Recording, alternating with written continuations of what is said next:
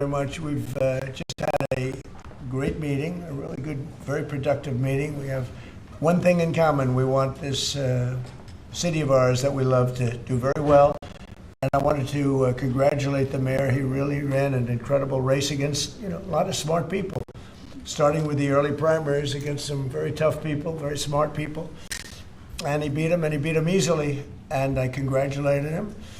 And we talked about some things in very strong common, like housing and getting housing built, and food and prices, and the price of oil is coming way down. That anything I do is going to be good for New York. If I can get prices down, it's good for New York, and we've got them down, way down from last year. We have, as you know, I've been saying to a lot of people, Walmart said that Thanksgiving this year is exactly 25% less than last year, so that's good for New York, good for everybody.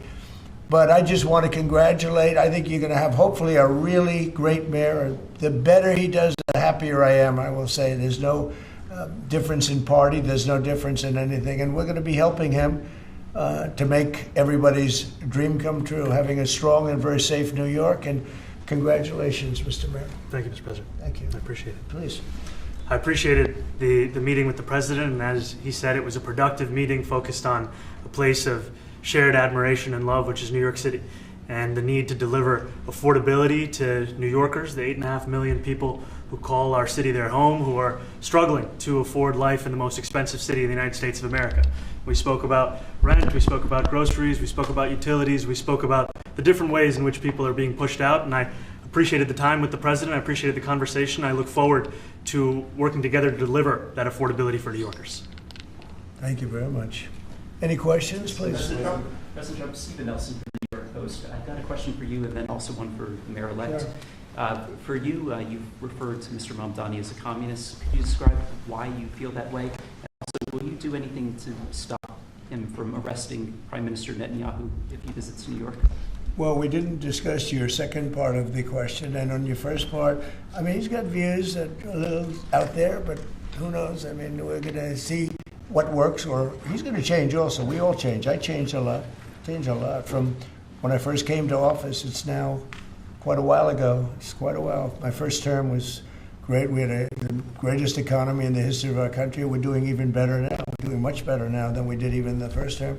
And I can tell you some of my views have changed. And we had discussions on some things. I'm not going to discuss what they were, but that I feel very confident that he can do a very good job. I think he is going to surprise some conservative people, actually. And some very liberal people, he won't surprise them because they already like him. And for Mr. Mamdani, it sounds like you had a productive discussion, but just days ago you referred to President Trump as a despot who had betrayed the country. You said you'd be his worst nightmare and accused him of having a fascist agenda. Are you planning to retract any of these remarks in order to improve your relationship? I think both President Trump and I, we are very clear about our positions and our views, and what I really appreciate about the president is that the meeting that we had focused not on places of disagreement, which there are many, and also focused on the shared purpose that we have in serving New Yorkers. And frankly, that is something that could transform the lives of the 8.5 million people who are currently struggling under a cost of living crisis, with 1 in 4 living in poverty. And the meeting came back again and again to what it could look like to lift those New Yorkers out of struggle and start to deliver them a city that they could do more than just struggle to afford it, but actually start to live in it. And I've been called much worse than a despot, so it's not that insulting. Maybe I think he'll change his mind after we get to working together. Yes, please. Mr. President, Anthony Marshak from MTV Lebanon. I would like to ask you a question about the Middle East regarding, you said that Hezbollah in Lebanon is not in a good position. And Lebanon now is the final unresolved after Gaza and Syria. Given your assessment, like, what do you say for the Lebanese today? It's the Independence Day in Lebanon. And what is your next move to push toward disarmament? The disarmament of Hezbollah. Well, we are pushing for total disarmament of Hamas and, frankly, everybody else. And we actually have peace in the Middle East. As you know, the King of Saudi Arabia just left yesterday. We had some great meetings, and he's made a contribution toward the United States of more than $1 trillion. We have now over $20 trillion coming in. No country has ever had anything like that, not even close. If you go to $2 trillion or $1 trillion, it's a lot. We have $20 or $21 trillion. I think that Hezbollah has been a problem in Lebanon, big problem. We're working with Lebanon. We're working with everybody in the Middle East. That's another thing I think we have in common. We want to see peace in the Middle East, and we actually have now, for the first time, peace in the Middle East after 3,000 years.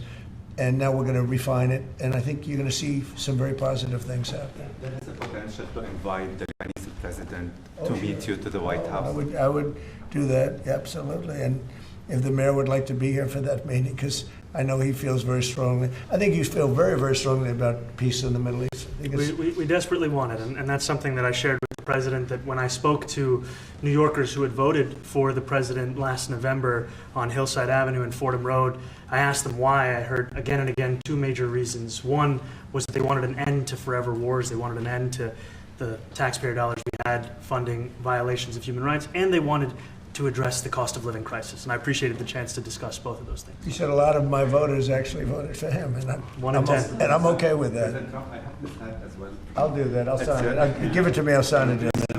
That's pretty good. Mr. President, you've threatened to send federal troops to New York City. You both have differences when it comes to ICE agents in New York City. Mr. Mamdani, you've called ICE a rogue government entity. I wonder how you reconcile your differences on both of those issues. Well, I think we're going to work them out, and I think that if we have known murderers and known drug dealers and some very bad people, we want to get them out. And the mayor wants to have peace. We discussed this at great length, actually, maybe more than anything else. He wants to have a safe New York. Ultimately, a safe New York is going to be a great New York. If it's not safe, no matter how well we do with pricing and with anything else, we can talk about anything you want. If you don't have safe streets, it's not going to be a success. So we're going to work together. We're going to make sure that if there are horrible people there, we want to get them out. I think he wants to get them out maybe more than I do. So we'll work together. We discussed it at great length. Yes, please. Two questions, if I may. One for you, Mr. President, on BBC in a second. But first of all, for the mayor-elect. You're both from different parts of the political spectrum. You're both populists, though, and I just wonder to what extent the president's campaign style, his techniques, his social media use inspired any part of your campaign. Well, I actually told the president that so much of the focus of our campaign has been on the cost of living crisis. And when we asked those New Yorkers who had voted for the president, when we saw an increase in his numbers in New York City, that came back to the same issue: cost of living, cost of living, cost of living. And they spoke about the cost of groceries, the cost of rent, the cost of Con Ed, the cost of childcare. And too often politicians are looking to lecture to New Yorkers what they should care about as opposed to listen. And when we spoke to those voters who voted for President Trump, we heard them speak about cost of living. We focused on that same cost of living, and that's where I am really looking forward to delivering for New Yorkers in partnership with the president on the affordability agenda. And I think we have to work a little bit. We talked about Con Edison. We have to work a little bit on getting the prices, because we've gotten fuel prices way down, but it hasn't shown up in Con Edison. And we're going to have to talk to them. If we're sending them fuel at a much lower price than it was a year ago, which is true, we have to get Con Edison to start lowering the rates. Absolutely. And if I may, last week you told me you were pushing ahead with your plans to sue the BBC for up to $5 billion. You're going to speak to Prime Minister Starmer as well. Is there any progress or any updates on those issues? Well, we get along very well with the Prime Minister. We made a deal with UK. I like him. He's a fine person, and I think they have some big energy problems. They've got windmills all over the place. They're going to have to start using other methods because their energy is out of control. Talking about in the UK, it's out of control, and he's got that problem. He's got a big immigration problem, as you know, and he's got a big energy problem. And we talk about it. He's a good man. Prime Minister's a good man. You have a chance to speak this week. I haven't spoken this week. Mr. President, have you spoken to President Zelensky, or do you intend to meet with him, President Zelensky, about your plan? Are you going to meet with him? I've spoken with their people. We have a plan. It's horrible what's happening. It's a war that should have never happened. It would have never happened if I was president, and it's a shame. And I thought they should have acted quicker. But it's a cold winter, and a lot of the you talk about utilities, but a lot of the big energy-producing plants have been under attack, to put it mildly, to put it nicely. We have a way of getting peace, or we think we have a way of getting peace. He's going to have to approve it. Just so sad, so many people. Last month, they lost 25,000 soldiers. This is something, we haven't seen anything like this since the Second World War. And they're averaging 6,000 or 7,000 a week between the two of them, dead soldiers. And it goes on. And I think they're getting reasonably close, but I don't want to predict. I would have said that would have been one of my early ones. I did 8 peace deals of countries, including in India, Pakistan. You could even go, in fact, they're coming here in a week or two, go to the Congo and Rwanda. That was 10 million people dead, and we worked something out on that. But so many. And the one I thought would have been, for me, because I have a very good relationship with President Putin, I thought that would have been maybe quicker. But it does take 2 to tango. And now you just see all the death. And, it doesn't affect us other than the fact that we don't want to see all those people dead. Really, it's on the other side of the ocean. It's a war that should have never happened. It did happen. I blame the person also sitting right behind this desk. This is a war that should have never happened, and it wouldn't have happened if I were president. But we're trying to save a lot of lives. They're losing 25,000 lives over the last short period of time. That's Ukrainian and Russian, and it's a shame. What happens if President? I want to ask the mayor-elect about a House resolution. It just passed overwhelmingly to condemn socialism, including with 86 Democrats, all of House Dem leadership, and the Minority Leader, Hakeem Jeffries, despite his endorsement of you. What's your reaction to that? I have to be honest with you, I focused very little on resolutions. Frankly, I've been focusing... Condemn socialism. I understand. I think the focus is on the work at hand. I can tell you I am someone who is a democratic socialist. I've been very open about that. And I know there might be differences about ideology, but the place of agreement is the work that needs to be done to make New York City affordable. That's what I look forward to. And I want to clarify your answer to Stephen Nelson.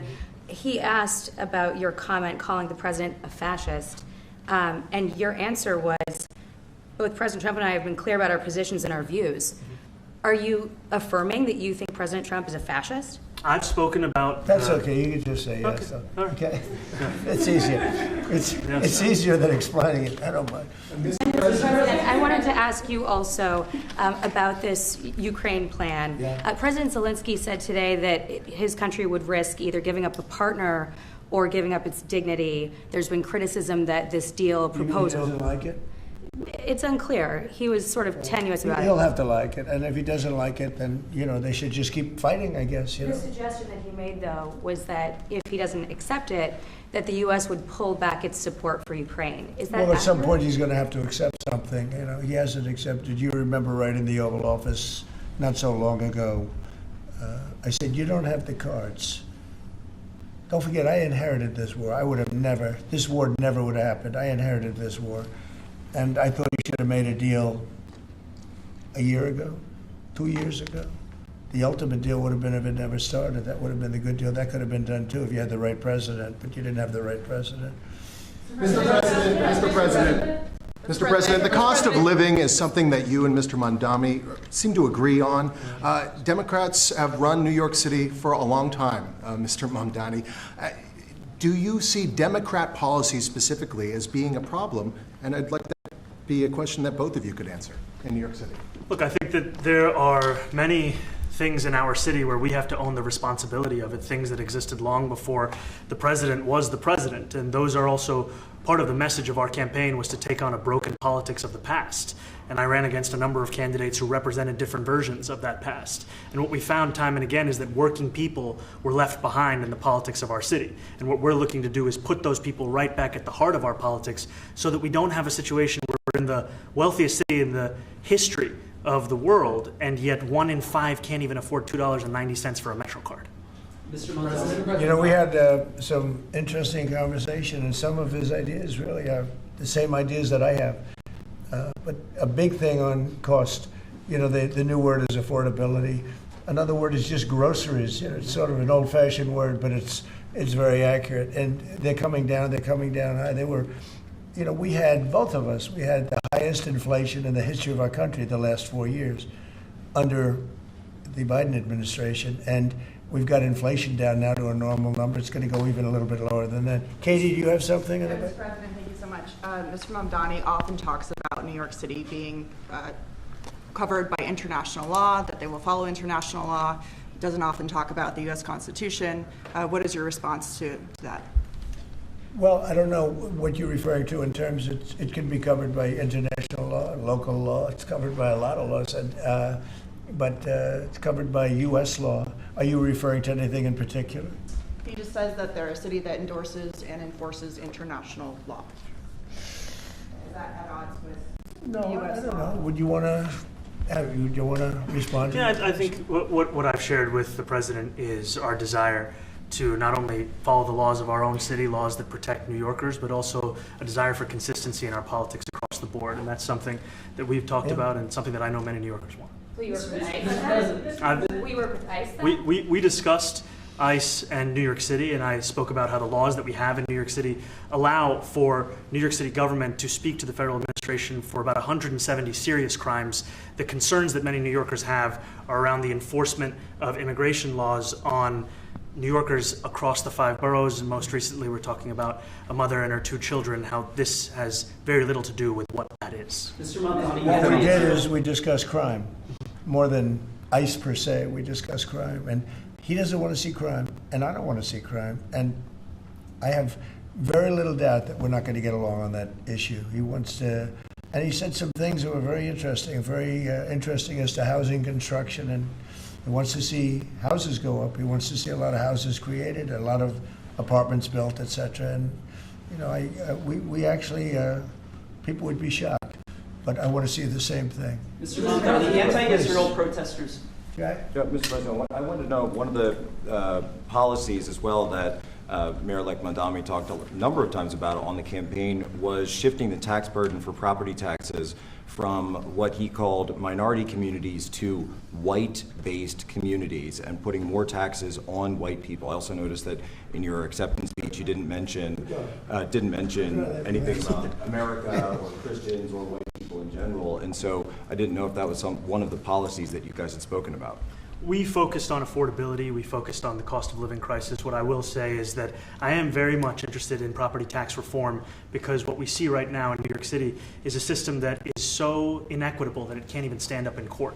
And the president and I spoke about the importance of not only building more housing, but also making sure that regulation of housing is something that is manageable to actually get through and not the cause of yet another weight that we see in our city. But to be clear, you're continuing this idea of race-based property taxes. No, to be very clear, That's what you said. no, the use of the term was a description of neighborhoods, not a description of intent. So you intend to tax the whiter neighborhoods more? No, we intend to create a fair property tax system because we want a New York City that is not only fair and equitable, but also one that every New Yorker can afford. Mr. Mamdani, anti-Israel Please, go ahead. Mr. Mamdani, anti-Israel protesters just targeted a synagogue in New York. Are you concerned about Jewish New Yorkers feeling welcome and safe in the city? And President Trump, you've threatened to cut off federal funding to New York City. What policies would prompt you to do that? Would that be city-run grocery stores? Would it be something else? Well, I think if we didn't get along, whether it's cut off or just make it a little bit difficult or not give as much, we want to see, I use the term, we don't want good money going after bad, and we don't want that to happen. I don't think that's going to happen. I did say that, subject to what policies are being set. We had a meeting today that actually surprised me. He wants to see no crime. He wants to see housing being built. He wants to see rents coming down, all things that I agree with. Now, we may disagree how we get there. The rent coming down, I think one of the things I really gleaned very much today, he'd like to see him come down, ideally, by building a lot of additional housing. Yeah. That's the ultimate way. He agrees with that, and so do I. But if I read the newspapers and the stories, I don't hear that. But I heard him say it today, and I think that's a very positive step. No, I don't expect. I expect to be helping him, not hurting him. A big help, because I want New York City to be great. Look, I love New York City. It's where I come from. I spent a lot of years there. Now I'm right here. We took a big setback with the mayor that we had, named de Blasio. I thought it was a tremendous setback for the city. I think this mayor can do some things that are going to be really great. Mr. President, Mr. President, How about you? Thank you, Mr. President. You're a billionaire. You have a different address nowadays than you used to, but you used to call New York City home. Would you feel comfortable living in New York City under a Mamdani administration? Yeah, I would. I really would. Especially after the meeting. Absolutely. What makes you comfortable? We agree on a lot more than I would have thought. I think I want him to do a great job, and we'll help him do a great job. You know, he may have different views, but in many ways, you know, we were discussing when Bernie Sanders was out of the race, I picked up a lot of his votes, and people had no idea because he was strong on not getting ripped off in trade and lots of the things that I've practiced and been very successful on.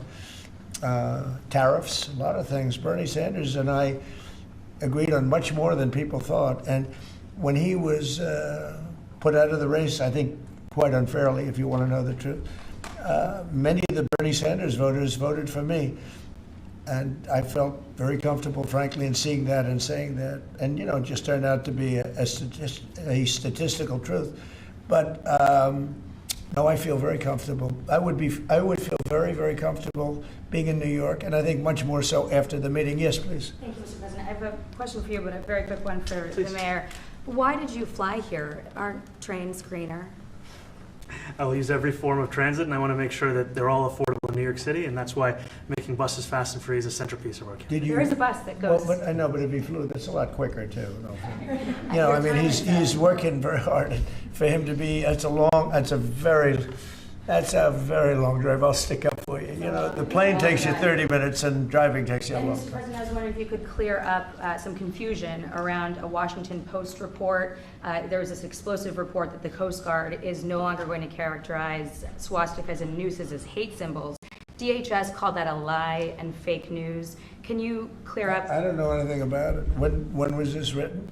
I think yesterday. Well, look, the Coast Guard's an incredible group of people. I know them very well. Just ordered a lot of new Coast Guard cutters, beautiful, the most magnificent ship. They look like yachts with lots of guns on them. So I don't know, I haven't seen any report like that, but certainly we want them to remain a great force, and they are. You are a peacemaker, and you did a peace in all the 9 months around the world. I would like to ask Mr. Mamdani, you've accused the U.S. government of committing genocide in Gaza while President Trump was working on peace. Why that? I've spoken about the Israeli government committing genocide, and I've spoken about our government funding it. And I shared with the president in our meeting about the concern that many New Yorkers have of wanting their tax dollars to go towards the benefit of New Yorkers and their ability to afford basic dignity. And what we see right now is we're in the 9th consecutive year of more than 100,000 school children being homeless in our city. And there's a desperate need not only for the following of human rights, but also the following through on the promises we've made New Yorkers. And I appreciated the meeting we had and the work that we can do. Do you agree that President Trump did do a peace and he worked hard to make the peace because he worked hard to do the peace in the Middle East and everywhere? Do you agree with that? I appreciate all efforts towards peace, and I shared with President Trump that when I spoke to Trump voters on Hillside Avenue, including one of whom was a pharmacist that spoke about how President Trump's father actually went to that pharmacy not too far from Jamaica Estates, that people were tired of seeing our tax dollars fund endless wars. And I also believe that we have to follow through on the international human rights, and I know that still today those are being violated, and that continues to be work that has to be done no matter where we're speaking of. Mr. President, question for Mr. Thank you, Mr. President. Do you view the mayor-elect as the true leader of the Democrat Party? And do you think Leader Schumer's and Leader Jeffries, have to follow his lead? Well, look, I hope they have great leaders. This is a man that right now I think is focused in New York City. I really think he has a chance to do a great job. We're going to help him, but I really think he has a chance to do a great job. But I'll let you answer that. You consider yourself the leader of the Democrats? I think it's more appropriate for him.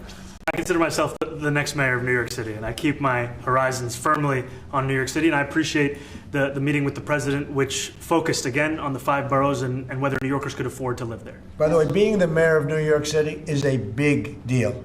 Absolutely. I always said, one of the things I would love to be someday is the mayor of New York City. Being the mayor of New York, and especially now, because I think you're at really a turning point, one way or the other. It could go great, or it can go in a different direction. And I think you really have a chance to make it great. Mr. President, you say you love New York City. Mr. Mamdani, does New York City love President Trump? New York City loves a future that is affordable. And I can tell you that there were more New Yorkers who voted for President Trump in the most recent presidential election because of that focus on cost of living. And I'm looking forward to working together to deliver on that affordability agenda. I got a lot of votes. One more. Go ahead. One or two more. Go ahead. I tell you, the press has eaten this thing up. You know, I've had a lot of meetings with the heads of major countries. Nobody cared. This meeting that you people have gone crazy. You know, outside you have hundreds of people waiting. This is just a small little group. For some reason, the press has found this to be a very interesting meeting. The biggest people in the world, they come over from countries nobody cares. But they did care about this meeting, and it was a great meeting. Go ahead. Yeah, Mr. President, I was going to ask you exactly that. Why do you think there's so much more, so much excitement around listening to some foreign leaders? Because I think he's different. All right? I think he's different. And that can be in a very positive way, but I think he's different than, your typical guy, runs, wins, becomes mayor maybe, and nothing exciting. Because he has a chance to really do something great for New York. New York is at a very critical point. And he does need the help of the federal government to really succeed, and we're going to be helping him.